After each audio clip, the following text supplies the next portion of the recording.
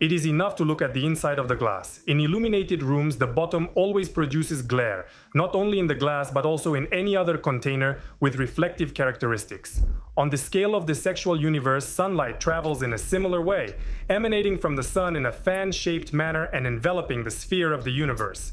According to magnetic lines of force, there was a book in 1938 called Theory of Sex World.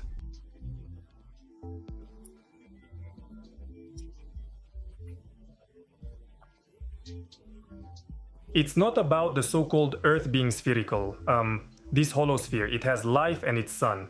This book says that all life comes from sex. A German book. Who is interested, you can translate links attached to this book. There is an illustration, and now the screen shows the sphere of the universe.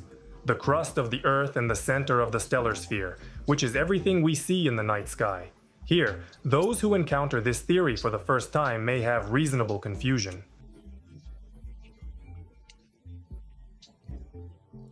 Why is this all what we see in the night sky? A small sphere in the center of the Earth, when we see the full visibility of sky space with our own eyes. The fact is, this is the result of light not traveling in a straight line on the screen.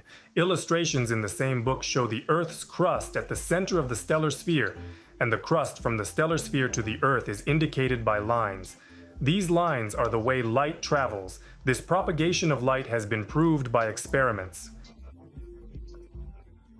Therefore, the star sphere in the center of the universe extends into the whole sky space, forming a dome-shaped sky feeling for observers on Earth.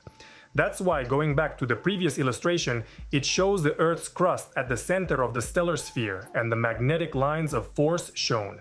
Therefore, the rays of the sun propagate according to these magnetic lines of force. That is to say, they propagate in a fan shape.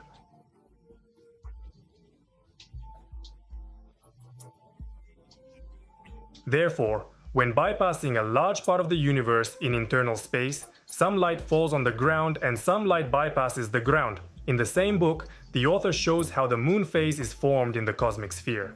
We see that the outer shell of the universe is in the center of the stellar sphere, and below the letter C is the sun, rotating along the orbit of the stellar sphere and emitting solar rays, which are bent in the correct way, as shown by magnetic lines of force.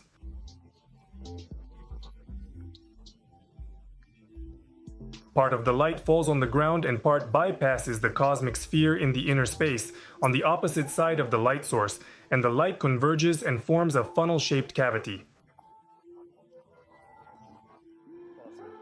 There is a similar pattern, only a brighter hollow shell, from American Stephen Christopher, the center of the stellar sphere, which rotates the orbit of the sun along the stellar sphere, and the fan-shaped rays of the sun form a similar glare that we can see.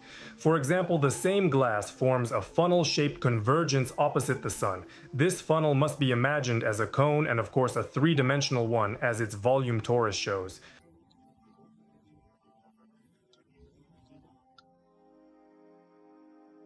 If a month enters the funnel, then the eclipse. If a month is near the funnel or under the funnel or above the funnel, then the whole phase of the month is the largest light convergence point in this area. So if a month obscures the sun, it will be completely illuminated. As a result, eclipses wander from the current month in the direction of the fan-shaped propagation of sunlight, partially illuminated, thus changing their phase. It also illuminates objects we call planets.